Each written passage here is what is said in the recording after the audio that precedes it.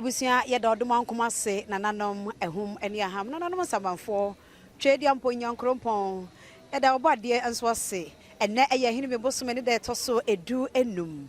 bosome no apamu ewa hini me bosome no mo enne eye Akwasidea de etoso enso kakra na ye kɔ afi Akwasidea no ebeye nwotwe ewo afi mo